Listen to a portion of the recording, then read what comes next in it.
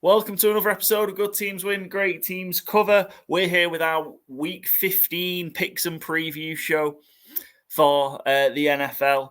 And yeah, not many left. Not many episodes left, gents. Well, ladies and gents, everybody who's listening, but gents, Byron and Joe are with me this evening. Welcome to Week 15, gentlemen. How are you both doing? Are you starting to feel a little bit sad yet that we're nearly at the end of the regular season? No, we've still got a lot of the playoffs. So only really, I would say, the midway point. But, the season only started at Thanksgiving, as people say. So, first 8 weeks is, over and done with. I'm still excited. No sadness here. I think Charlie's sad. I think that's what the noise is. Yeah, he's manic, yeah. Joe, welcome to Week 15. How are you feeling? You sat there. Your Niners are currently number one seed in the NFC. Life's good right now. Yeah, it's not too bad.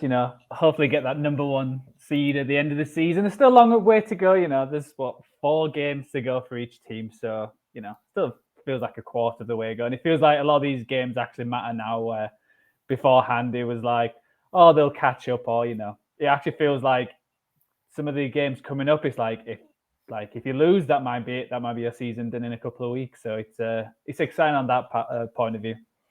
Now or never, do or die time in the NFL. Before we kick off our look at Week 15, just a reminder, go give us a follow on Spotify, Good Teams Win, Great Teams Cover, to be notified of new episodes and give it a listen for the audio-only version there. Also, give us a follow on Twitter, X, Instagram, TikTok, and also our YouTube, all at GTW_GTC. There you'll see the Charlie's picks, Charlie the dog making picks for Thursday Night Football, which are awesome clips. You'll see all our betting picks, usually on a Sunday or before Thursday Night Football. It'll be before Saturday this week. We've got Thursday, Saturday, Sunday, Monday football this week. Yes. And to see all our tips and the bets that we're placing, and follow the Instagram and Twitter accounts as well. Great follows, if I don't say so myself. We're going to preview 4 big games this week. There's plenty of big games, but we're going to have a look in depth at 4 of them before running through our FourFold challenge. We'll also have a guest joining us later on. One of the guys from the Utter Punts Podcast, got to be careful how you say that, is going to be joining us to make their FourFold challenge picks. We'll talk a little bit about the Utter Punts Podcast as well, so looking forward to that later on. And we'll give you our Fantasy Gameday tips as well, because we've got a big Sunday Stars game this week. So, plenty to talk through. So we're going to kick off with those 4 big games. And we're going to start with one of the Saturday triple headers. It's the evening game of the Saturday triple headers. Denver Broncos go into the Detroit Lions. Broncos are currently 4-point favorites. That's come down from 5 when it opened. The over-under is 47.5 for this one. I think it's huge for this huge game. I think Detroit, we talked about it in other episodes, but Detroit really need to get back on track. And they've had the games where they've had the opportunity to, not taking advantage. How do you guys see this one? Do the Lions get back on track, or is this another slog for them against the Broncos team, who have been one of the most in form in the NFL the last 2 months? I think it's a really tough game to call. It feels weird to call it must win for Detroit. I think Detroit really just need to win one more game, and they've won the division with the Packers slipping up earlier in the week. And the Bears and the Vikings aren't going to challenge for that division. None of the teams are going to get to enough wins. But I think Detroit just kind of need to put a marker down that they're still a team to be reckoned with. Dan Campbell is 4-0, I think, coming off losses in the last couple of seasons, or last season, since it became good, essentially. But the Broncos have been in better form than the Lions. The Broncos defense, the Lions defense seems to be getting worse by the week, truthfully, and the Broncos defense has got a lot better since they had that 70-burger put on them by Miami. I think it is a tough one to call. The best thing for Detroit, I think, is that it's at home. You don't need to go into Denver in December and deal with the conditions, but certainly no gimme. Yeah, apologies, missed a little bit there because it just keep dropping out. But I'm still with you guys. Yeah, tough one, and they don't seem to be getting easy for the Lions. They've had that run of what should have been easy games. So yeah, really need to get back on track. For Denver, Right in the mix of the AFC wildcard race, also one game back on the Chiefs. They've a chance to kind of get within half a game, so to speak, by winning this one. How do we see kind of if Denver can put the pressure on the Chiefs? Do we think they can keep it up and we have a shock AFC West winner? Honestly, I'm not convinced by the Broncos still. They've definitely got better. I think there's still something about them where I can't see them challenging the Chiefs. I think the Chiefs have got a bit too much. I know they've not played well, and it might just be biased from the last few years that it would be a shock. I predicted the Lions to win this game just because I feel like it's going to be one of them where everyone's panicking about the Lions, everyone's bigging up the Broncos, and it's like, oh, it's what we thought a couple of weeks ago. But I think it's going to be close. It's a lot closer than a couple of weeks ago. And, if the Broncos win, that'll be a huge victory for them. And, going forward, they've only got the Patriots, Chargers, and Raiders, and they're probably the favourites in all of them. And you expect them to win the last 3 games. So I think this is a game where if they are going to challenge, you've got to win this one. And then it's just kind of then caught with the pressure where, I know you've got Russell Wilson and Sean Payton has been there before, but still it's a team who's not challenged for the division for a while. So is that going to affect them in terms of not being in that position and being like, oh shit, we're actually, we're only 1 game back or on the same record as the Chiefs. Like, oh my God, we could win it. And then they'll just lose to the Raiders. Stuff like that. So it's I think they've definitely turned it around, and fair play to Sean Payton and the Broncos themselves. But I don't know. I'm still not convinced. There's still one of them teams within the 7-6 where I'm not 100% backing them to do anything special. As it always is in all NFL games, turnovers key in this one, but the Lions, in particular, Jared Goff, can't stop coughing up the ball at the minute. The Broncos can't stop taking it away at the minute. Broncos are joint top of the takeaways list with the Jags at the minute with 24. Lions have got 20 giveaways, so to speak, 20 turnovers so far, but 8 of them have come off on Jared Goff in the last 3 weeks. Not a good place to be. I think we'll touch on it on Artis, but I really love the Broncos in this one, not just to cover, but just to win the game outright. I think the Lions are just so shaky at the minute, so shaky, and the defense is just a mess. And probably the one out of them all, which is weird because they won this game, is the Saints one that sticks out so much to me, even more than a couple of the others. Just getting out to that lead, having the chance to kill them off, and the Saints have been so bad offensively, they let them back in the game. So I think the Broncos could pull up another surprise. I'd be surprised they could pull, obviously because of 4-point underdogs, but I think they're going to win this game outright. I think, for me, and since say a lot of Detroit, I think the key to this game is for Detroit to run that ball though.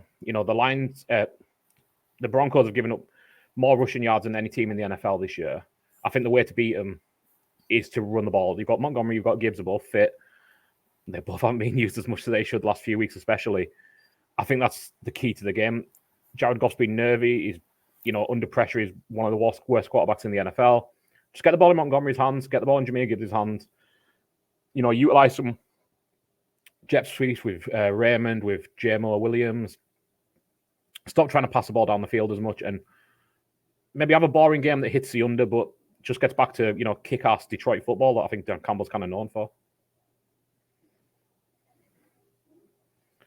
And Paul is not here. Any final thoughts on this game, Joe, before we move on?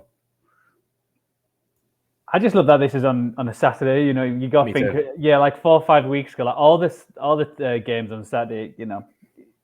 I know there's quite a few backup quarterbacks playing in some of them, but it's definitely more interesting now in terms of all these games have got playoff implications. And when you look to a few weeks ago, you're like, oh wow, this is going to be a dud.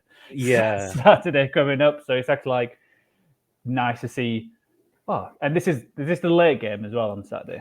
I think I fit into Dan Campbell as well. Saturday night's all right for fighting. So exactly, yeah. And I think it is a big game for, especially the Lions, because obviously they whiffed last time they're on TV on Thanksgiving. Yeah. So it is a big stage where can Goff cope with that extra pressure?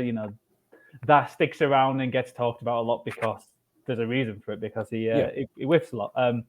So it's for them to really reestablish them to be. I don't think they're going to be like the powerhouses of the rest of the NFC, but at least they can, put something on tape. So it's like, you know what, they've at least got a chance against some of these big teams where they could do a upset. Because right now it feels like they're just going to get hammered by 30, 40 points if they play the Cowboys and 49ers. So I think it's a big game for them.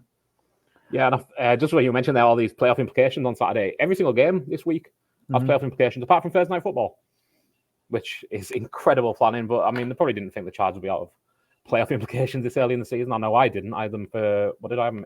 21-0, I think I had them going this year. So I can't beat the schedule makers up when I was so high on the Chargers, I guess. While we wait for Paul to come back, what was our second game we were going to go to here? Cowboys Bills, I believe. Well, obviously, I'm Mr. Cowboys. Well, one of the two Mr. Cowboys, which makes me and Paul sound like a themed couple. We are not. Get that on record. Yet. How do you see the game going, Joe? I have no idea what you picked in the spread. So I went back and forth. I think with the spread, I did pick the Cowboys just because I think I even picked them in my FourFold. I can't remember. Just because I was surprised that they were the underdogs in this game. Like it makes sense in a way that it feels like the Bills need this game, but then on the flip side, the Cowboys need this game if they're gonna get the NFC East. So I was a bit shocked at that, and it's not like the Bills have been playing outstanding football.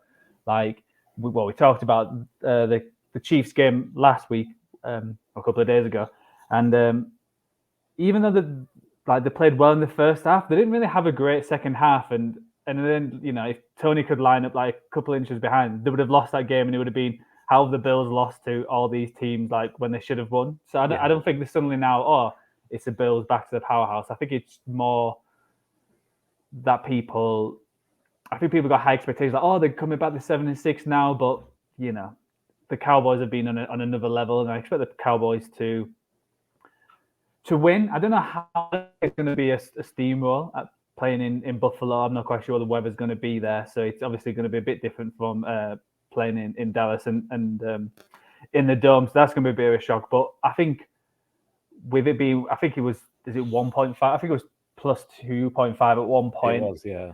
And I wish I put some money on that. I think if it was flipped, if it was like Cowboys -3, for example, I may have gone the Bills, because I think it's going to be a field goal kind of game, and and the Cowboys might have the best, well, the second best, not going to say best, kicker going right now. So I think that is an advantage in terms of winning these close games. So I think the Cowboys will win, but I don't think it'll be a blowout like Cowboys have done for the last few games. Yeah. And I don't know how Aubrey's ever kicked in the weather. Dallas don't obviously have many weather games down in Texas. I can't think of him kicking in weather, but I also don't know what the weather's going to be in Buffalo, other than probably cold, because it's New York in December, so it's probably going to be a chilly one. I found it interesting. Dallas have only ever been an underdog in Buffalo once, ever, and they're 0-1. They've only played in Buffalo 4 times. Really? I mean, obviously they're different conferences, but they've both been in the league a long time. Obviously, they played in 2 Super Bowls. So there's also 2-0 in Super Bowls against them, which counts for very little in December. But they're 0-4 against a spread in Buffalo ever, which I was kind of stunned by, because I thought they'd played a lot more than that. I don't remember them ever playing in Buffalo, though. So they played last there in 2015 and 2007. So I guess that stands to reason that I can't think of a game there. We did lose there in 2015, but hopefully that trend gets changed anyway. I fully agree on the kind of the narrative arc of Buffalo, though. One offside, which is obviously offside. We're not getting into that again, but really tells such a huge difference in their season, because I'm not sure exactly what their percentage of making the playoffs is right now, but I know it'd be a lot lower with another loss on there. If they're 6-7 rather than 7-6 at this point in that AFC race, with the games the Bills have to play, the narrative would be they can't beat anybody. They're already 6-7. Whereas now, huge win against Kansas, huge game for Dallas. Dallas now 2-point underdogs. It's gone back out again. So I think it was 2.5. We got it at 1 point. It went to 1.5, and now obviously people are putting money back on the Bills, and it's gone back to 2. Which I like us having 0.5s in there. I must say, I hate this pushes. Just give me a loss. I'd rather lose than push. Apologies, I'm back. Quick drop out, but come back in at a good time. So right now, as we stand, 79% of the money from 92% of the bets is on the Cowboys in this one. Shame I dropped out. I had some great Lions Broncos stats for you, but we're clearly past that now. Yeah, it's interesting. I think it might go up. It might go up and down. I took the Cowboys at +2.5. Yeah, it just seems to make sense. It's not that I don't understand why the Cowboys. If it was +1, maybe it's tough going to Buffalo. I get that in December. Cowboy. A lot's been made about how important Cowboys at home. The fact it's indoors, and you've got on the Astro, all that jazz. But yeah, I don't know. I think the Bills can probably drop one more. I think they can afford to drop one more because they can still get to 10 wins. But obviously they've still got to play the Dolphins as well. But yeah, I don't know.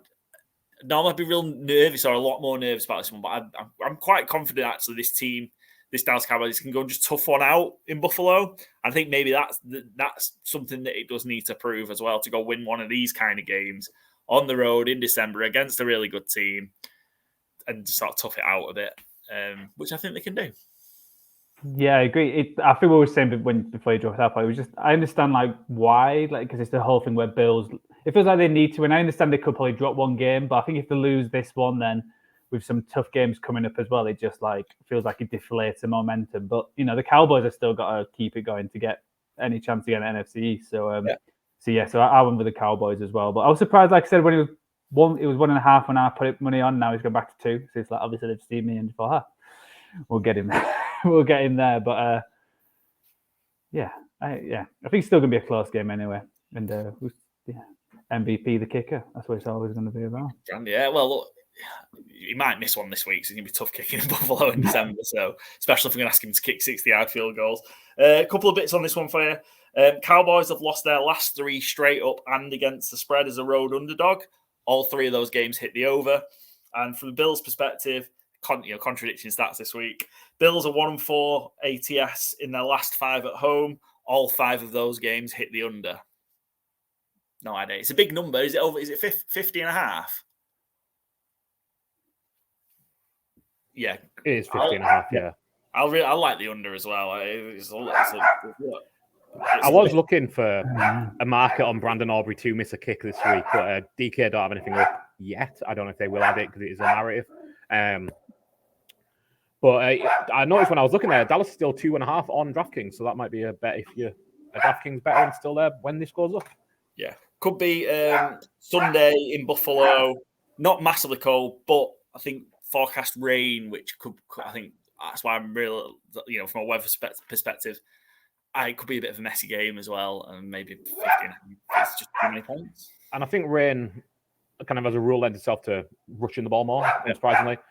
James Cook is plus 800 to 140 scrimmage yards. He's been on fire the last 4 weeks. 100 yards in every one of them games. Went over 130 on Sunday against the Chiefs. So, spoiler alert for my bet sheet, that'll be on there. Yeah, nice, good stuff. Any other bets to shout out? This is the one game we're previewing that's got fantasy game day implications. If you've not already covered that while I was away, any fantasy game day shout outs for this one? Depending on pricing, maybe James Cook again. So I think he's been such a big part of their offense since Clint Dorsey got fired. But that'd probably be about it for me. The Dallas defense is too good, I think, to load up on Josh Allen. Steph Diggs has been really quiet again since Dorsey got fired, but especially the second half of the season entirely, I think. There's obviously an element of pick your poison with Dallas. Do you load up on CeeDee Lamb? It might be a game I kind of leave alone over than Cook, perhaps. 5,200 for James Cook. If you're interested in Dak VP as your quarterback for Fantasy Game Day, 8,200, £600 more than the next nearest quarterback, who just so happens to be Josh Allen. There you go. Yeah, it's definitely, I see what the weather's saying close to the time, because like you said, it did say rain and wind, and if it's like that, it's going to be a scrappy game where, you load up on the running back. Maybe Ferguson, who might be good for a touchdown, because like we've seen with the past winners, it feels like it feels like the tight ends quite a lot of the time don't hit massively. So, if you get Ferguson, he gets you a touchdown with that's kind of scrappy game where it needs a big body to make some catches. So maybe go Ferguson. But yeah, similar to Byron, I think it's going to be a close game. Yeah. 3,600 Jake Ferguson. So he's the 6th tight end, which I think given the form he's had, is a very reliable target for Dak. It's very rare he gets less than 5 targets a game. I think it's really good value. Yeah, Yeah. Got Kelsey and Kittle on Sunday as well, who are going to be more expensive, but I'm not sure. Yeah. Good options. Let's move on. Sunday Night Football. Baltimore Ravens at the Jacksonville Jaguars. Huge in the AFC playoff picture. This one. Ravens are 3.5-point favourites. Over is 42.5. Have I read the sheet wrong? That's right. Yeah. No, 42.5. Sunday Night Football. What do we make this one? Ravens, not got out of jail, walk-off punt, but, tough against the Rams. Yeah. Jaguars coming off the back of a tough loss. Lawrence has had another week with that ankle sprain. Should have hopefully settled down for him. I think we're in for another good Sunday night game. Yeah, two real good teams, I think. Jags are obviously much more flawed, I think, than the Ravens, but I still think they're one of the top 5 or 6 teams in the AFC. And if Lawrence is fit, obviously he'll miss Christian Kirk, but I think they can certainly go and put points upon Baltimore.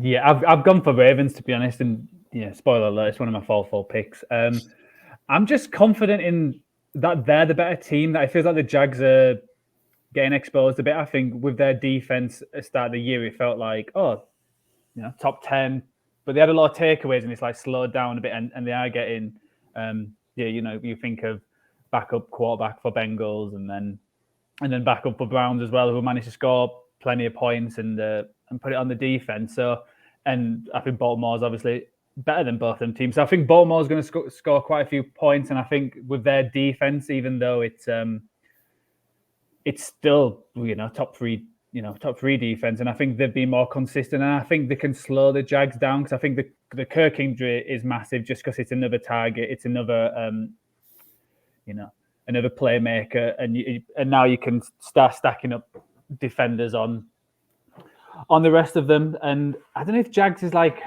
it doesn't feel like they've got a home advantage as well, so that's why I lent quite a bit to Ravens. Like if it was the other way around, I'd been putting a lot of money on Ravens, because I feel like they've got a big home advantage. But the Jags, it doesn't feel like, no one's scared to go to Jacksonville. And I feel like the Ravens need to have this game with the 49ers game coming up, and then they've got the Dolphins afterwards. It feels like they can't go into a skid because they might lose that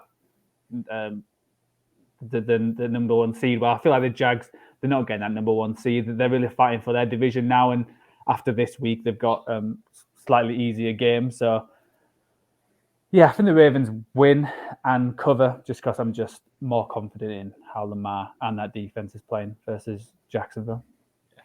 Trevor Lawrence has been a full participant in practice so far this week, so I think that suggests he's going to be. I don't think the injury is going to hamper him as much. He clearly did on Sunday against Cleveland. Yeah, that Jags defense has become a problem. They're 31st against the pass in the NFL. They just get carved. So far this season they do kind of get carved open, and they're in kind of that bottom third of teams overall. Total defense. So in a rough spot. A couple of bits for this one. So just a bit of where the money's going at the minute. So 47% of the money from only 15% of the bets is on under 42.5 here. Interesting, given what we've just said about the Jaguars defense. I guess it was on the flip side of that. Ravens have got, I think, second in total defense in the NFL.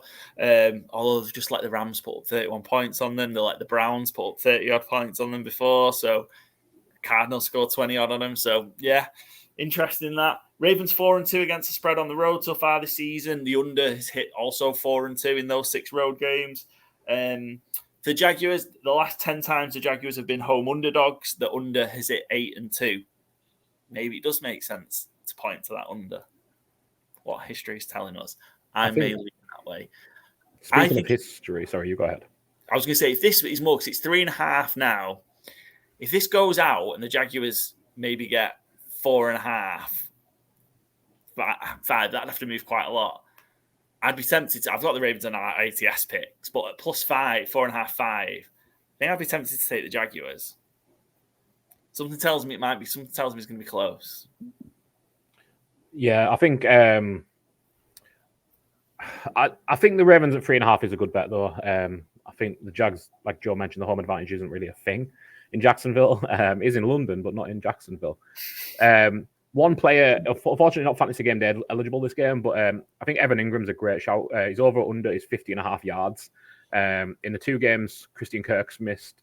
Obviously played 1 snap, I think, or like a handful of snaps against the Bengals. But Ingram got 82 and then 95 yards the last 2 weeks. He got 49 the week before, and that was with Christian Kirk in the lineup. And the Ravens have allowed 7 top 12 fantasy tight end weeks this season, and Evan Ingram has the most fantasy tight end 1 weeks this season. So I just think he's a great bet to go over 50.5 yards. And just one historic little trend, which I found stunning. Since 2000, the Baltimore have played in Jacksonville 5 times, and they are 0-4-1 against the spread. Never covered the spread since 2000. Yeah. I would say a big shout as well. It's like Odell is stepping up. The last few games, like some of them catches last week were ridiculous. The one where he was like looking one way and then somehow flipped his head the other way and managed to make that catch. And I think they've hit on Zay Flowers, finally hit on a wide receiver. So it feels like their pass catches are rounding up very nicely for the end of the year where they're all getting involved. Hopefully, if they can get Mark Andrews back for the playoffs and stuff, I think that's a huge loss. But at least this player's stepping up now. And And I fully agree, Joe. On Odell Beckham as well, he's over under his 37.5. His last 5 games, his most recent first, 97 yards, 34 yards, 116, 40, 56. Seems like a smash. It does, yeah. Odell Beckham plus, over 37.5. Great shout. And one that I like as well, I know we've just talked and everything should say, actually, maybe don't do this, but Trevor Lawrence passing yards, the over under 227.5. That seems low, and I know Baltimore are pretty good defensively, but we just talked about the Rams, the Browns, and I know they maybe did it differently through, but don't know. 220 just seems really low for someone with Trevor Lawrence's capabilities. I'm guessing with Trevor, there's been a lot up and down this year, and it's like, are you going to get him at the right week against the right team where it feels like, Carr's going to get that many, and then he throws 3 interceptions, and I know he was injured last week, but it's not like he's been balling out all this year and he's been, the player we all thought he was. We've had a few discussions about that. So it seems low, but I can also see him getting like 170 and having a bit of a disappointing game. I think it's too volatile. His year so far. And the other one, Byron, as you shouted it out on the review the other day, Justin Madubuike played to record a sack. Yes, plus 140. Nice. Yeah, someone's done it. What was it? Maybe 11 games in a row at this point, I think. I think it's 11 games in a row, was it, at this point? So, plus money on something that's happened 11 games in a row. What'll happen. We'll all put money on that now. And it happens all the time. Yes. Like, the Packers in December was like 16-0. And it's like, as soon as it becomes a narrative, it's gone. Yeah, but I think that's a pretty good value. Yeah. So it's not over 1.5. It's just yes, which is just the bet 365 way. I prefer over half because I don't know if they pay out on half a sack or not. Yeah, I was wondering the same. Yeah. But plus 140, which I think is great value. Cool. Any more before we move on to our final game deep dive? Monday Night Football it is. Eagles, Philadelphia Eagles go to Seattle Seahawks. Eagles off the back of back-to-back humpings from the Niners and Cowboys. Sorry, I just have to say it again. It sounds great. 4-point favorites on the road against Seattle in a huge game for them. Over under 47.5. Yeah, feels like Seattle maybe Seattle will get in if they do win those 3 remaining games. I think the Seahawks can give the Eagles some real problems here based on what we've seen out of the Eagles the last couple of weeks. Yeah, I fully agree.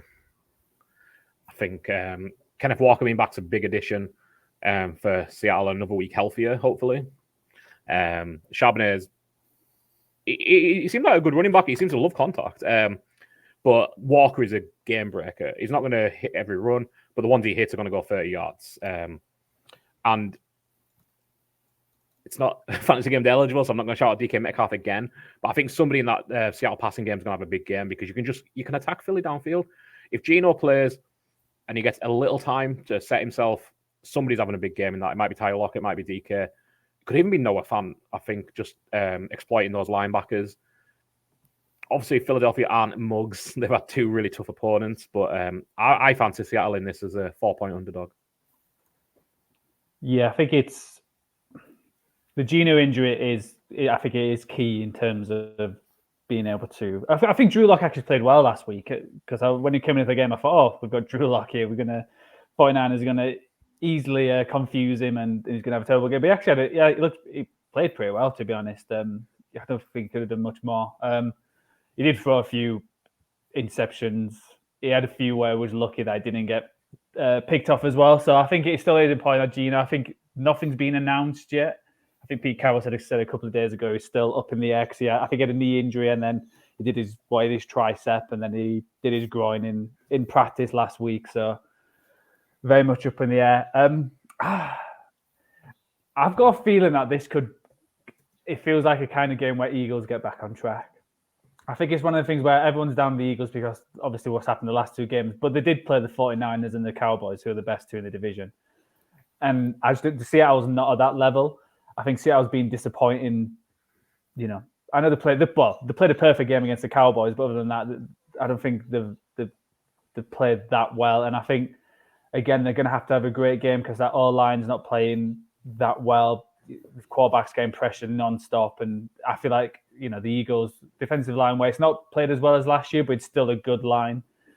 And it needs to be to help that the back end of their defense. So I was close to picking this as my favorite, the Eagles, because I feel like they're going to win by a touchdown too. I think they're going to remind people that they are still 10-3 and they have lost the last two to play the two best teams in the NFL right now. So I think they're going to put down a marker against Seattle, and I think Seattle's going to have to go away and figure out what to do for the last three games to sneak into that playoffs. Because I can see Eagles winning by a touchdown or two. Interestingly, the Eagles have only got one win by more than one score so far this year. That was back in week 3 against Tampa. It was Thursday Night Football. Look at the wins. They're all tight games. 2 of them in overtime.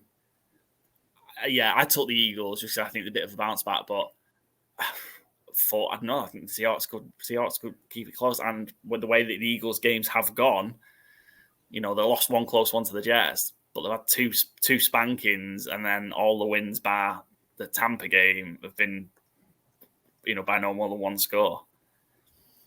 And I think, go ahead, Joe. I was going to say that to beat the Rams by 9. That's 2 games. Oh, yeah, my bad. Sorry, yeah. 23-14, my bad, 2 games. Rams and Bucks. Apologies. On the Dolphins by 14. Oh, my God, I can't read. Yeah. Damn, I wish I could go back to the days of editing the podcast. Yeah.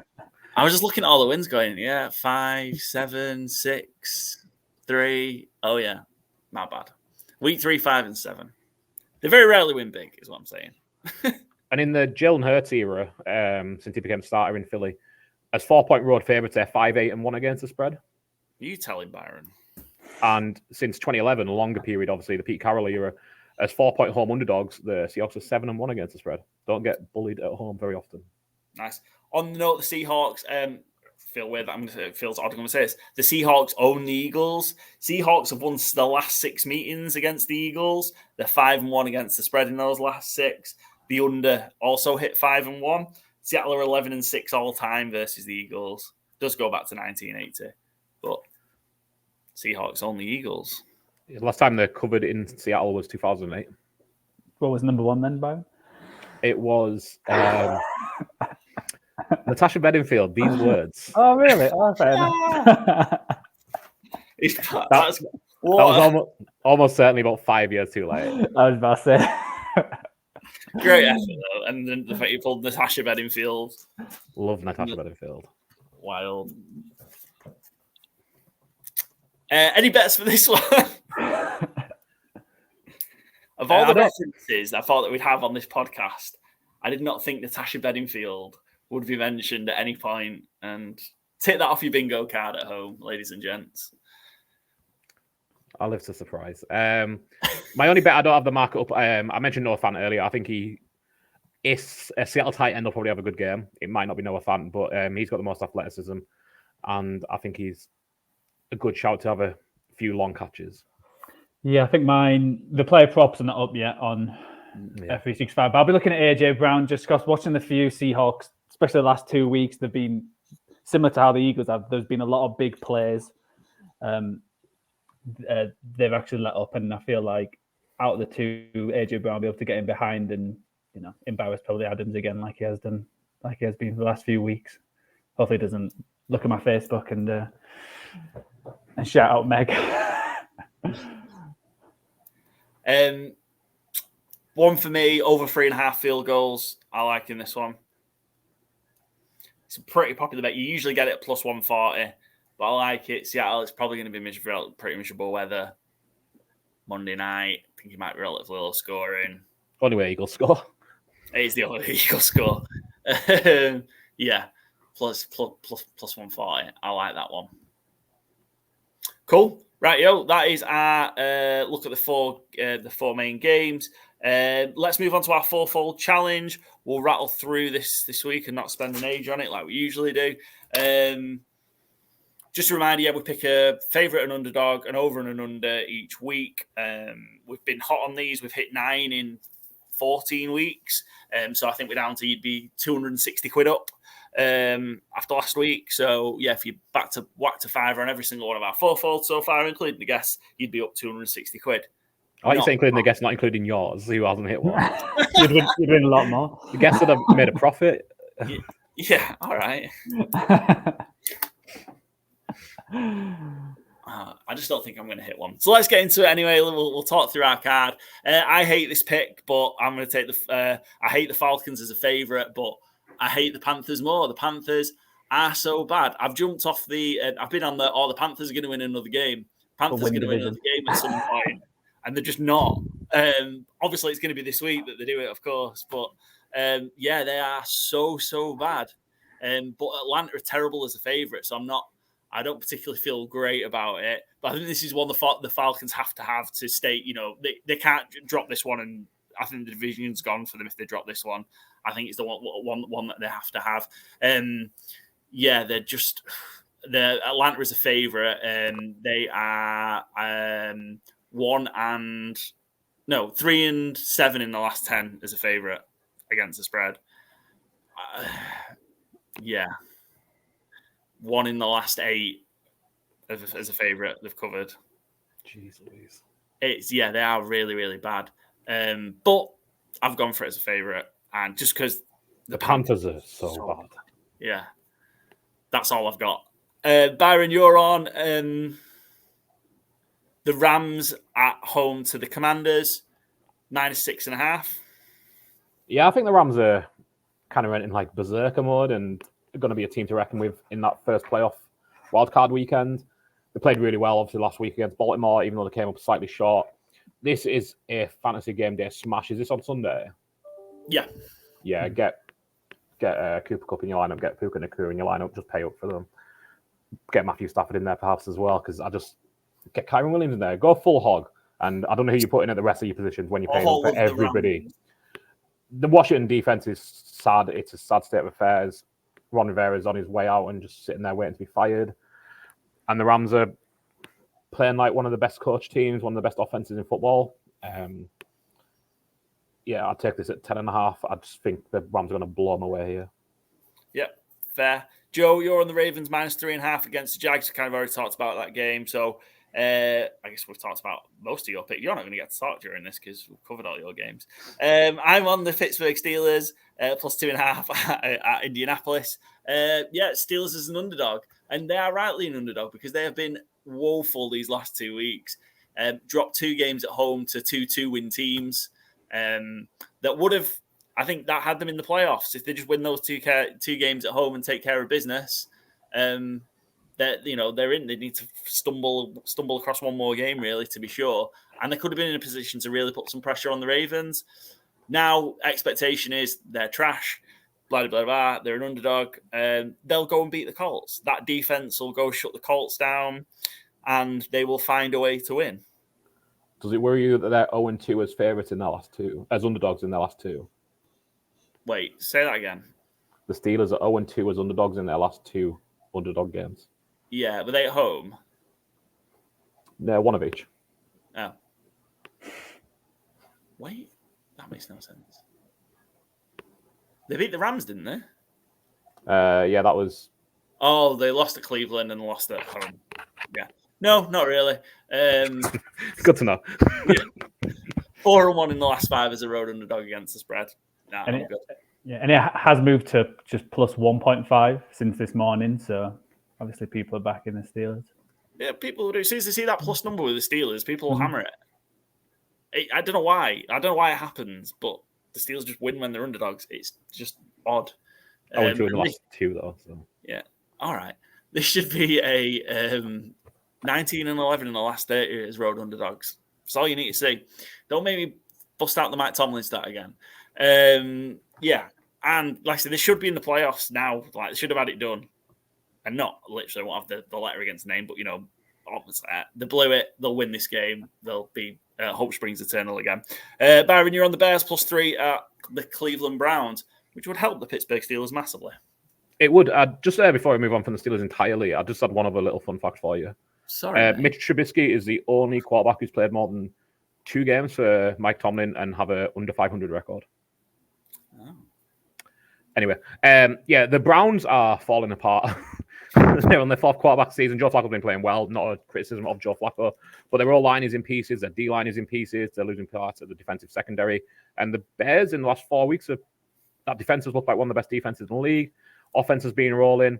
I think this is a great bet, truthfully. +3 on the Bears. I might even take the Bears straight up. Nice. Bears money line. Love it. Joe, you're on the Cowboys. +1.5. Loving the Cowboys to keep the pressure up on your Niners and also Philadelphia for in the NFC. Yeah, I've explained before why I think the Cowboys will win. I think this is a much... They need this game just as much as Buffalo, and I don't think, even though Buffalo's played well against good teams, they've not been playing incredible. So I trust the Cowboys to carry on their winning ways. Cool. Well, you can tell us because me and you are both on the over for Tampa Bay at Green Bay, over 41.5. Tell us why that over is going to hit, Joe. I struggled with the over and unders just because they're either really low around 37 or they're really high, around 48, 49. So I went with the middle one. I did pick this and then I started to worry just because I didn't know what the weather was going to be like in Green Bay in December. But I just think both offenses are playing well, and I think I can see them both scoring 20 points. I think, Baker wasn't playing, I think we mentioned, wasn't playing outstanding, but he still managed to put points on because they've got great skill players.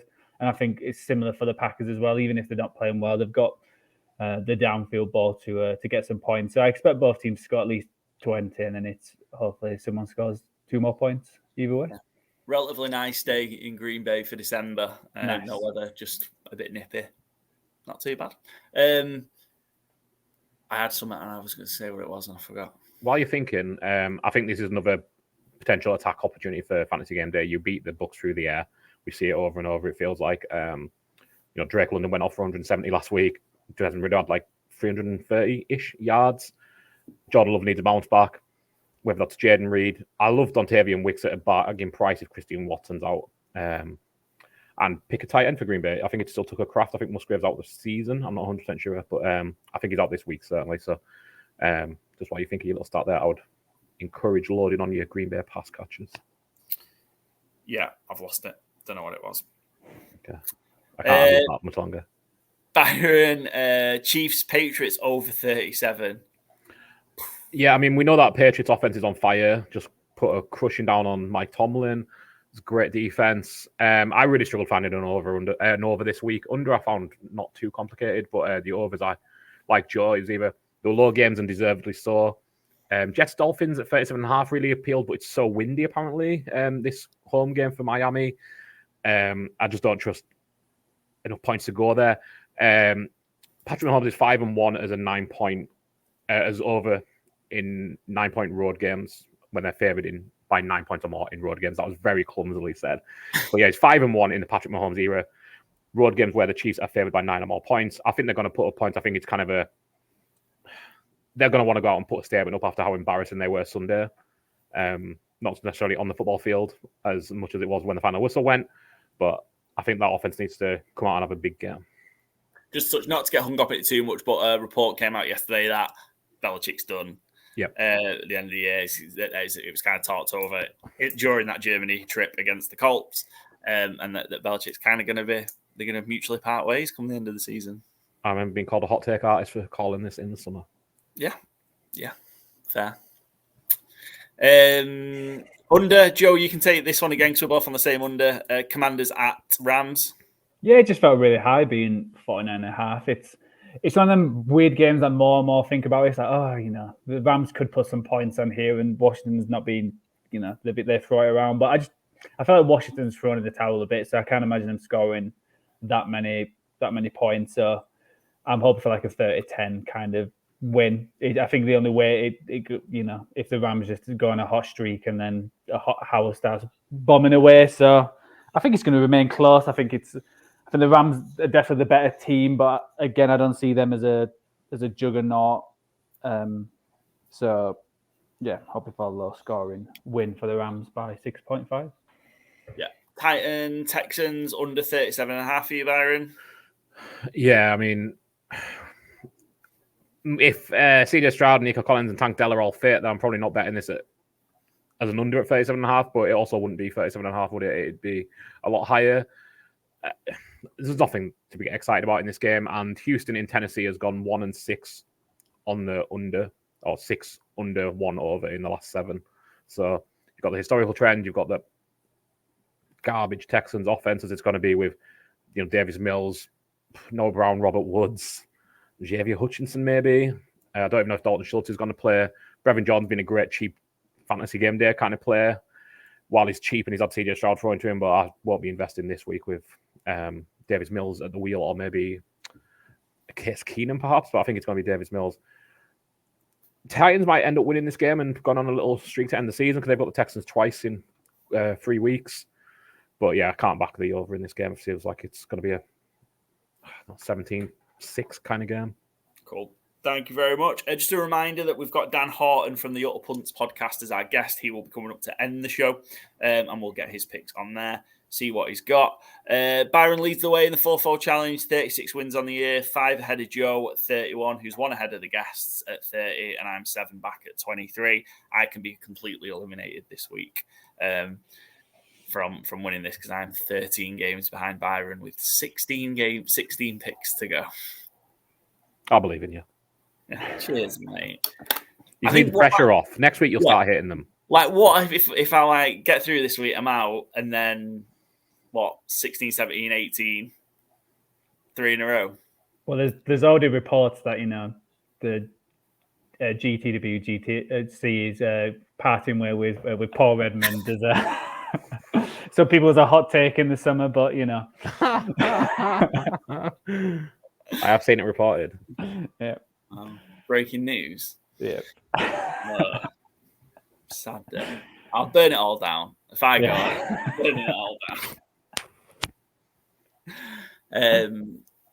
Yeah, cool. So we'll move on to our ATS picks. So we'll touch on the, I suppose, just the games that we haven't talked about too much. I suppose Thursday night we touched on a little bit. No Justin Herbert. Also now for sure, no Keenan Allen. He's been ruled out with a heel injury. How are the Chargers going to score any points? Well, you picked him, so I picked him before Keenan Allen. You still get, I mentioned it on pod yesterday, but you still get Quentin Johnson at plus 500 anytime touchdown. I think you might be looking at a Raiders win to 0 might be more likely, but I know they've announced that Josh Kelly might be getting a lot more work, so that could be a good shout in terms of if he's going to take over Eckler a bit because I think he can hit big plays as well, and he doesn't look like he's got piano on his back. So I think that's probably the only shout I would say. But yeah, I think it's going to be a low scoring game, whichever. So hopefully it's better than 3-0, and we have another push with the Raiders. And Devon Adams is questionable. Josh Jacobs is questionable. That over-under's 34.5. Yeah. Crosby tempted on that under. Crosby's questionable as well. Plays the other way, doesn't it? But yeah. that's going to be a horrible game. I But think we're I going to said watch this when you were offline for a second, Paul. This is the only game with no playoff implications, and it's an island game. Perfect. Great. Just to add one stat for this one that probably backs up about you're under in the last 20 meetings between these two, obviously divisional rivals, under is 13-7 in the last 20. Yeah, it's going to be a gross one. Vikings +3 at the Bengals. Byron, Joe, you're both on Cincinnati in this one. I struggled with it though, to be honest. I think Brian Flores is going to have something cooked up for Jake Browning, but I just think Bengals offense has been playing okay enough in Joe Burrow's absence. I mean, it sounds a little disrespectful even to how good it's been. Jake Browning's been playing pretty well. I do worry that Brian Flores is going to get in his head with some of them blitzes, but the Vikings, Nick Mullins is not, Brock Purdy or one of the other 49ers former QBs. He's a journeyman. He's maybe going to be better than Josh Dobbs this week, but I wouldn't say any real improvement long term. I just go in for home advantage here, truthfully. Yeah. While over this one, Joe Mixon over 57.5 rushing yards. Has Jefferson been announced if he's playing or not? He said he's going to play. Okay.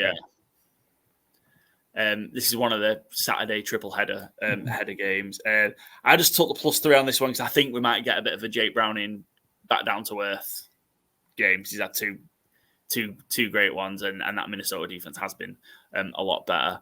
But yeah, might be a rough one in that slate. Is the first one in it. Yeah, Steelers. Yeah, we talked about Steelers Colts. Me and Byron on the Steelers, Joe on the Colts.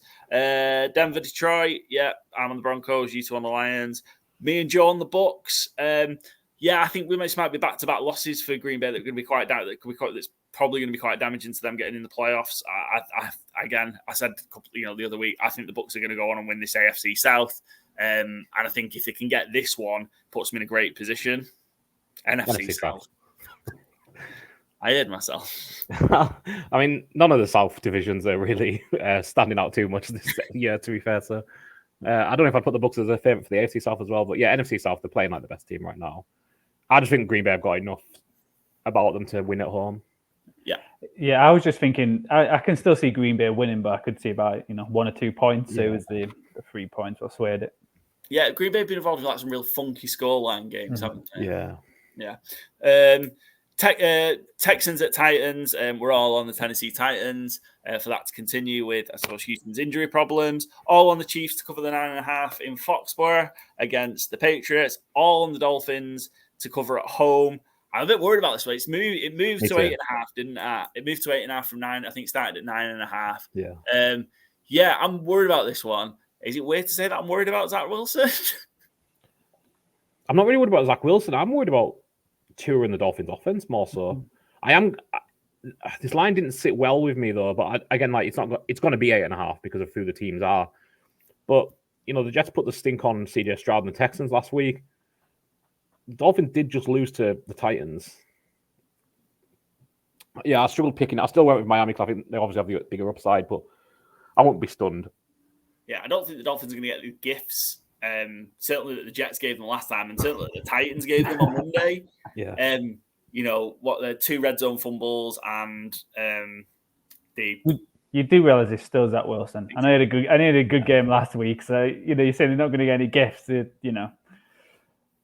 As he's throwing this 4th interception of the of the week. So he had a good game last week, but he's had plenty of other games to show that he is who he is. So I trust. I think the only thing I worry now is that Byron mentioned the weather, so that could make it a funky, low-scoring game. But who's got the best running game? It's probably the Dolphins right now. So yeah, I think the line's 30. Is it 37? Yeah, 37.5. Yeah, 37.5. Yeah. Bears, Browns, we've touched on this one a little bit. Me and Byron on the Bears, Joe on the Browns to take care of business at home. We're all riding the Tommy DeVito train. Couldn't believe this was 6 points. Yeah. Giants +6 against Saints at home. The Saints are bad at home. Real bad at home. Again, I'm going to get in trouble for talking trash about the Saints, but... I can do it if you want. Yeah, good you want to do it because I keep getting told. Saints are trash. Is there a team that hate their quarterback more than the Saints? I was going to say that. Yeah, just 1 point, right? So we've been a lot of shit. Derek Carr is one tough motherfucker. Yeah, he might not be a very good quarterback Yeah. now, but he's one tough motherfucker. He just gets smashed back there time and time again. Dusts himself off. Well, that's his fault for not throwing it quick enough. Well, yeah, it was that, yeah. His fans hate him. His teammates hate him. I'm sure his general manager hates him because he's paying him another guaranteed 1 year of too much money. I'm not sure if it's 2 years guaranteed. He's despised in New Orleans, and he's been there 3 months. I think what's like crazy as well is usually when if a quarterback doesn't play, people will be getting on at him. But if he just like the weeks where he was actually had big injuries and he just like took a week or two off for and Winston played and he'd come back, he probably would have played better and everyone would have loved him a bit more. But he just has that that attitude that he's got to play every game where I feel like it's it's hurt him rather than it's hindered him rather than benefiting him and the team. So I'm curious when they will go to Winston or if Taysom Hill's back this week. But 6 points just felt a lot. I can see New Orleans winning, but I can't see them blowing the Giants out of this game. So and that's fair. And it might be tough for Tommy DeVito to win a fourth game in a row because it doesn't happen very often for these rookie free agent quarterbacks, right? I mean, I'm not sure. I don't have this stat to hand, unfortunately. When's the last time a Giants quarterback won 4 games in a row? Eli Manning on a Super Bowl streak? I mean, quite possibly. It's tough to do. Yeah. So just the Saints are 2-8 in the last 10 at home against the spread. The under's 3. The under 7-3 in those. I really like the under. It's a low total. Yeah. But yeah, I like the under. But yeah, I know. I think the Giants could win this one again. Just Tommy DeVito and co causing problems. Defense has been a bit better. The Saints are just really bad. Yeah, I think the Saints. If the Saints lose this one, that's the division gone. Similar to Atlanta with the game they've got. If the Saints lose this one, and even if all 3 of them lose, but I think these are it's not the Bucs. It's not necessarily one way going. Oh, you've got to have this one against the Packers. You've got other games. Whereas for the Saints and Falcons, these are the ones on the list that go, well, we have to win these ones. Yeah. Atlanta Panthers, which obviously talked about that. It's my favorite. We're all on the Falcons -3. They're definitely going to get beat now with that. It's my favorite in the FourFold, and all 3 of us are on it.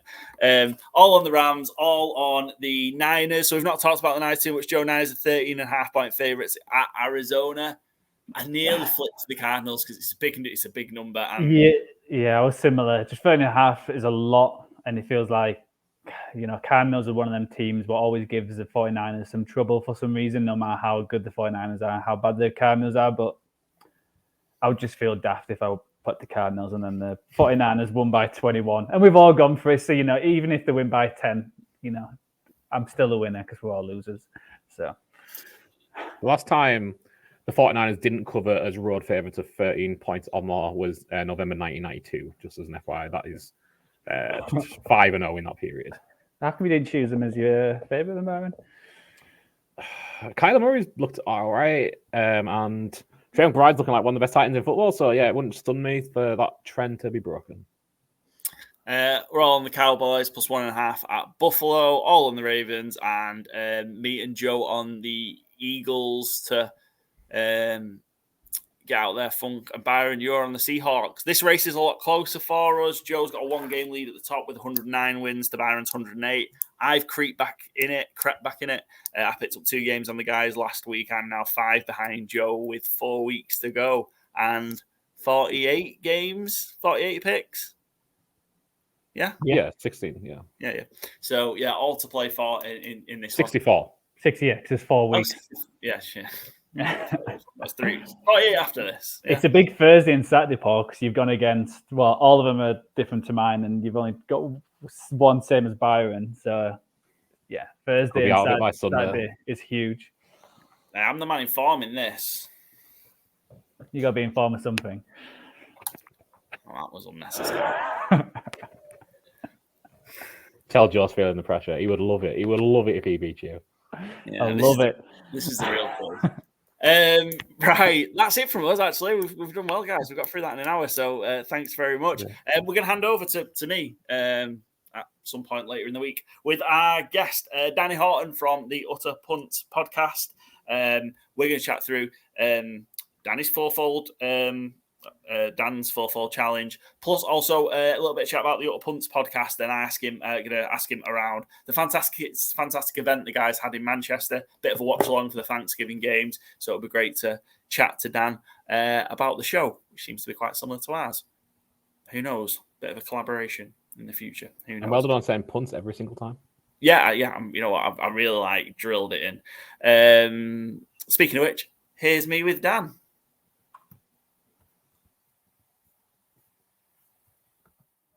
And we finish off our episode, our Week 15 Picks and Preview episode, with our guest picker segment. We're joined and have the pleasure of being joined by Dan Houghton from the Utter Punts Podcast. Dan, welcome to Good Teams and Great Teams Cover. Great to have a fellow UK NFL podcast on as a guest this week. So thanks for coming and joining us. It's no problem. I know we tried to make it work a couple of weeks ago, but one thing or another. But it's great to be on. Really enjoying the show. So it is, and it's great that we've got this community going, isn't it? Yeah, it's awesome. It's growing all the time, and it's amazing to kind of see almost on a weekly basis come across somebody new, somebody doing something else in the space. So it's pretty cool. We just wanted to obviously get you guys on, because I think what you guys are doing from an Utter Punts perspective is awesome, and not only doing sort of the show, the live events that you guys are running. Dan, sort of talk us through kind of how did Utter Punts start, what got you involved, and tell a little bit of people who don't know what it's about, what it's all about. Yeah, so we're UK fans. Liam is the host. Liam owns a production company. Liam and Andy are the production company that are Melting It Productions. They used to work for the BBC, and they do a lot of sport coverage. But they realise there's not a massive amount of sports coverage on the NFL, and they appreciate as sort of soft fans that it's a growing sport in the UK. Liam's my future brother-in-law, and so we get talking. When we get talking about the NFL, he realizes, I'm into it. I've been into it for sort of 10 years, and I've in good knowledge, And then we've got a friend. They've worked with a guy called Dave before. Dave and I had never met before we did the first show, which is quite interesting.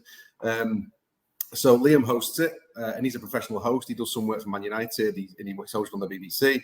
So he's a really professional host, and they're really professional at their production and what they do. And Dave and I bring the knowledge every week and a bit of mirth. We tend to disagree about most things, which is quite good fun. But respect each other and respect each other's views. We tend to come at the game from a different way every week.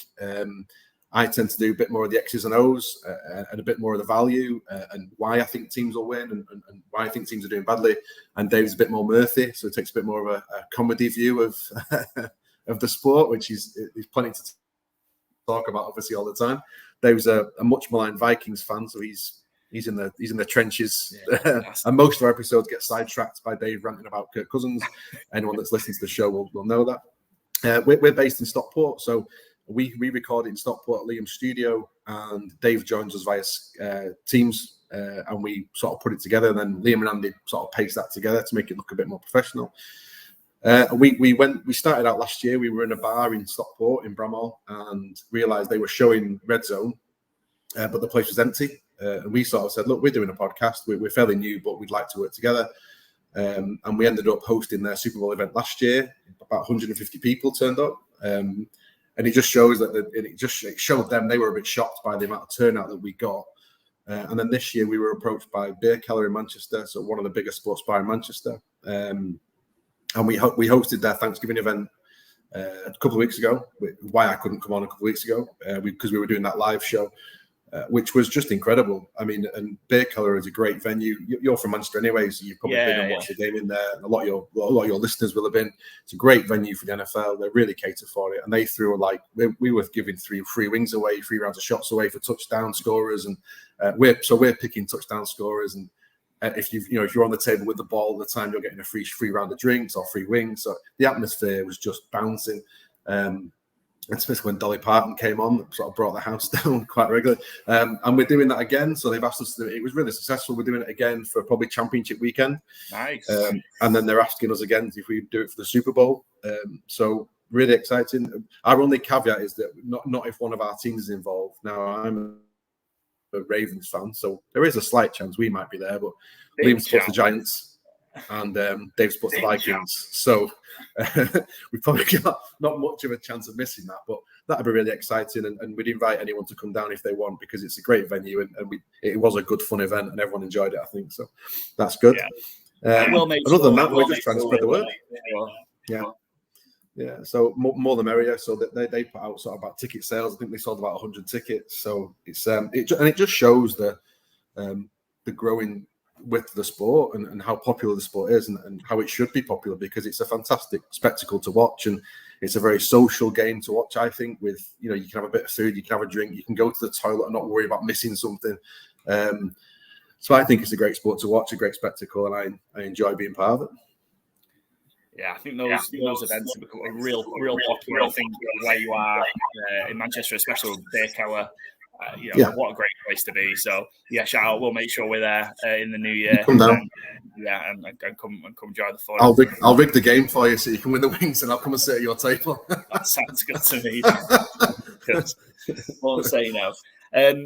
Just give us your answer. We've got the handles on the screen for those watching on YouTube, but for the benefits of the guys listening in on Spotify, where can we find the Utter Punts podcast? We're on YouTube, so we do a live video onto YouTube every week. So if you subscribe to our YouTube channel, you'll get that in your inbox. We tend to record on a Thursday night, and then it goes out on a Friday morning after the edit, and it also then hits Spotify and YouTube at the same time. And we tend to get a funny spread. So sometimes it's the Spotify goes really high, and then other times the YouTube really spins. And then we put shorts out of some of the key stuff that we think was important in the show. Show's about an hour long. We do one a week. And the premix of our show is we don't review anything because reviews have been done. We preview everything that's coming the next week. So we never do a look back at what happened. And we preview the Sky game. So as a UK podcast, we thought it was a bit of a niche. We only cover the games that you can watch on telly in the UK. So we tend to do about 5 or 6 games a week. And it gives us a cycle, so we get to talk about a few different teams. So that comes out on a Friday morning ahead of the games. And the shorts usually then trickle in over the weekend. Yeah, absolutely. Go follow the accounts for the Utter Punts podcast, because they're great follows and plenty of great content coming out as well. Good stuff. Yeah. Dan, you mentioned there that you are a huge Baltimore Ravens fan. Life's good at the minute, being a Ravens fan. Yeah, we landed well. Life's been good for a few years, to be fair. We've not had a bad run of it. Yeah, and at the minute, the Ravens are on track to be the number 1 seed in the AFC. The schedule toughens up the last few weeks. Where's your head at in terms of, do you think the Ravens can close this out and seal home field advantage, or is there someone that can chase them down? Do you know, I always think we struggle more against the worst teams. And if you look at who we've lost to this year, we've lost to the Colts, the Steelers. We've lost the games we really shouldn't have lost. So, a tough game this weekend against Jacksonville on the road, but they're a bit banged up, and we're healthy and we're playing well. And the way we won the game, I think, on Sunday against the Rams with the overtime punt return, you could see the reaction of the whole team. I think there's a really good vibe about the team. They look really good. But like you say, we've got a tough run. We've got the Jaguars away on Sunday. Then we play the Dolphins at home. Then we play the 49ers on Christmas Day, they're not bad. And then we finish with the Steelers, and the Steelers are average, but they tend to have a hex on us for some reason. And it's sod's law that'll cost us the 1 seed, get them in the playoffs. It's destined, I can tell you that now. So if we can win, we need to win 3 of those games. I think 3 of those games, if we can beat Jacksonville and Miami, obviously they're head-to-head, will give us a massive advantage in the seeding. The Chiefs losing is a big one, because obviously it's being 2 games up on the Chiefs important, and their run isn't easy.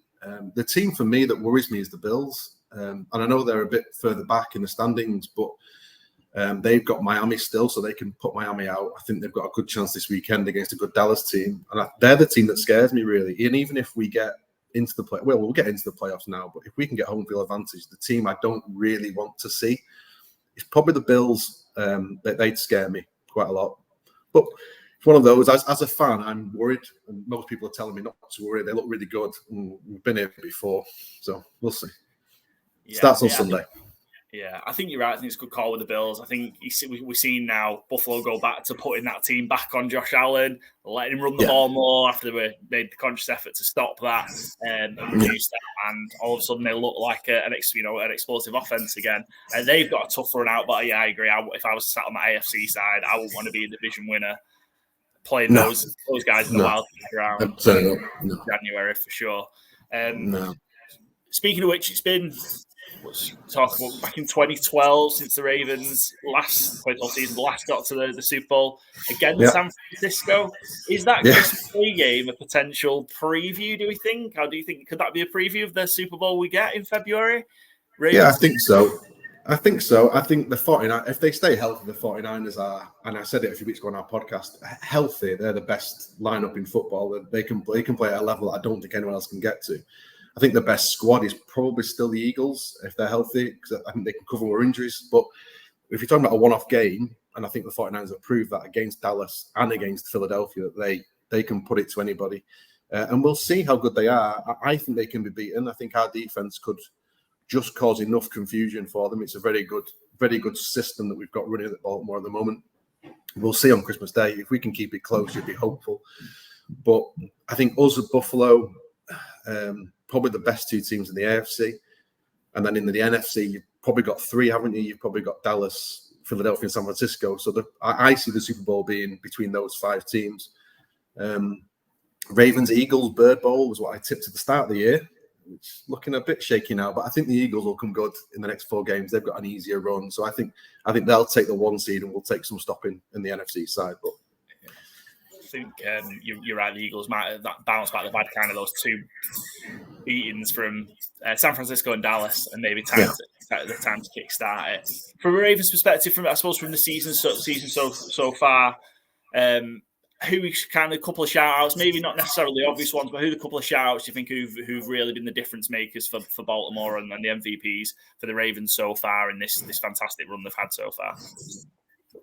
I think Kyle Hamilton has been incredible. He plays at safety. He was a rookie last year, and his role, we almost play with 3 safeties sometimes, and he can play as almost a linebacker covering a tight end or wide receivers, and he already can play safety, and his flexibility has been really important. We went to the game against Tennessee at Tottenham, and to see it live, to see how good he is and his range of movement was something else. He was absolutely spectacular. Him on the defensive side, Roquan Smith's a bit obvious, but his impacts and signing has been incredible. He's made Patrick Queen look like Micah Parsons most of the time. And on the offensive side, the centre, Tyler Linderbaum, was another rookie pick we picked up last year. He's playing really well. I think he's one of the best centres in the league, and it's one of those unfashionable positions, but so important. And his relationship with Lamar is really good. And then Keaton Mitchell, the running back, he was an undrafted rookie. He came in, and there was a lot of hype of him in the offseason, as there always is with every player in the offseason. And losing Dobbins, he's started to get more of a role in the offense, and I think he's a special player. I think he's got that turn of foot that you see very rarely from players, and I think he'll have a good run hopefully now towards the end and through the playoffs. He's a really important player. Yeah, I'd be interested to see with him if they get him more touches in that offense, because I think they kind of keep him to kind of 10, 12 touches a game at the minute, and I think maybe there's an opportunity for that role to expand, but just kind of taking it slowly with him. But when he does, he's a threat, like a home run threat, all the time. So yeah, and a great weapon to have in your back heading into the playoffs, and typically be tight cagey games. Cool. Well, best of luck. Having 3 good running backs and Lamar behind a good offensive line gives you a chance in any game. So that's the game plan. So we'll see. It's built for winning football in December and January anyway. It definitely is, yeah. For sure. Best of luck to the Ravens. As I say, I think they're in the prime position. I think they'll get there. They'll get the number 1 seed.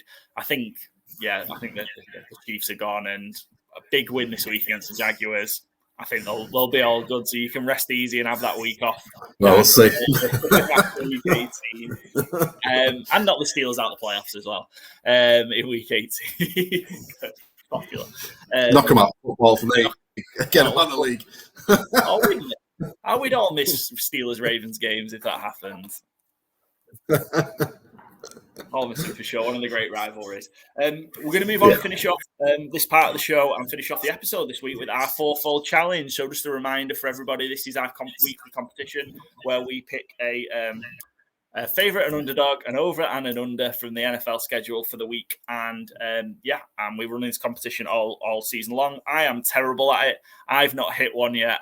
But between everybody else, between Joe, Byron, and our guest, we've hit 9. So 9 FourFolds in 14 weeks so far. So if you backed a fiver on every single one through the 14 weeks so far, you'd be 260 quid up. So not bad going at all. Bad play, isn't it? Well, yeah, the FourFold, it works out 11.5, 12.5 to 1. So you don't have to hit many to take a profit. And Dan, we're hoping you're going to be our second. No pressure.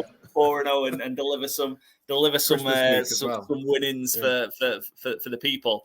I still need to do it yet. But I've just kind of almost given up hope that I'm ever going to do it. I saw last week that some people. I listened last week, and you would pick the overs for the Vikings Raiders. Yeah, there could not be. I mean, if you're going to get it wrong, get it wrong. Do it. Yeah, I think that was so Byron and our guest last week. Brendan. Over. I think it was over 40.5. 3. Incredible. Over 40.5 punts. I think you might have won. I think you might have been all right. Yeah. Look, whether if you hit an over by a point, hit an over or under by a point, as long as you win by a point, don't matter how many you lose by. A loss is a loss. So, yeah, that's what I say to Liam all the time. He doesn't listen. It's rough week for us last week, but we're bouncing back this week, and you're going to kick us off, Dan. So, who's your favourite for the week then? Once again, thanks to Bet365 for the lines and the spreads and the lines. But who's going to be your favourite that you're banking on this week? I think the Rams. I was really impressed with the Rams last week against the Ravens. They'd won 3 straight going into it. Their offense looks really good. They really caused the Ravens problems, and they were unlucky not to win that game. And against the Washington team the Washington are a spicy team. I think Howell's a spicy quarterback, and they've got some good players. But I think even if they score points on the Rams score enough to take care of them. So for me, the Rams at home is an absolute banker. Yeah, Rams, the 6.5 point favourites. I think the Commanders are on the verge, if not, or that defense, I think, has thrown the towel in. Yeah, Sam Howell's played pretty well given everything he's had to face, including a very porous offensive line. Yeah. How that kid's made it through 14 weeks so far without missing any time is unbelievable. He's a tough guy. I like him as well. I'm really rooting for him. I think he's. I drafted him in my dynasty fantasy team a couple of years ago, and I had him on the bench. But you kind of always thought he had some talent, and I think he's shown that. I think he's won the job for next year. Definitely, see what happens. But they need to protect him a little bit. Yeah, just give him a chance. Yeah, a little bit of guilty holding the ball, but I think you need to protect him. Cool. I think one of the other guys, Byron's got that one, but I like it. Yeah, Mike Rams are 6.5. Should cover. Still in that chase for the wildcard playoff spot in the NFC, and a big one if they're gonna secure a playoff spot. Who's your underdog then for this week? So we had last week was a huge week for the underdogs. I think we had 11 cover, 9 won outright, which is as many as winning in 1 week that I can remember. So who's your underdog this week? Well, last week I got laughed off my own podcast for tipping the Titans and the Giants for Monday Night Football, and sat there smugly yesterday with my double sat there, very nice. I really thought the Bills would be underdogs against the Cowboys, but they're not. So I've had to look elsewhere, and I'm gone with the Steelers. Steelers on the road at the Colts. I know they're on the road, and I know they've lost 2 silly games, the Steelers, but I think their defense is due to win them a game. And I think the up and down nature of the Colts will give them opportunity to do so. No Jonathan Taylor for the Colts worries me for them. I don't think they're that good a team. And I think the Steelers, in a sort of a must-win situation now, will probably cover the points there and win that on the road. Yeah, Steelers plus 2.5. I think, I'm sure you enjoyed seeing the Steelers the last couple of weeks lose to two-win teams in the Cardinals. Very much so. And what an interesting situation that would have been, because if the Steelers could have took care of business there, won those 2 games, there'd been 9 wins, 1 game back of the Ravens. All of a sudden, this is a bit of a different narrative around. The Ravens have got these really tough games. They've got to play the Steelers in week 18. And yeah, it could have been massively different, but it just shows you how quickly things change. I mean, because they played Thursday, if they'd have beat the Cardinals and the Patriots, they'd have been the number 1 seed. And as it is, they're just barely in the playoff. It's funny how quickly it turns around, but you're right. But you just can't help thinking that they'll find a way to get to 9 wins, and to do that, they're probably going to need to win here. So that's probably what it's fed in history of torture, really, that pick.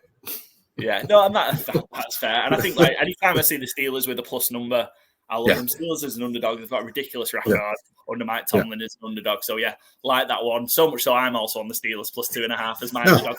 That's bad news for you, Dan, because I'm terrible. Great minds, Paul. Good stuff.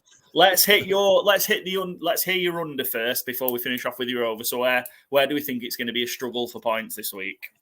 Yeah, maybe not so much a struggle for points, but I think the line in Denver at Detroit is too high at 40. I think it's 47.5. And it's simply down to Denver's game style. I think they're a very long drive, low scoring offense. They tend to score about 20 points a game, but they're only having 6-7 possessions, and I think they're limiting the other team's possessions as well. I think it'll be a turgid game, probably 2017 either way. And I think because of that, I would take that as the under, just because of I think the way the game is going to play out. Yeah, one of the triple header games on Saturday. It's the late one. Yeah, bonus Saturday football this week. Crazy. Yeah, great. Yeah.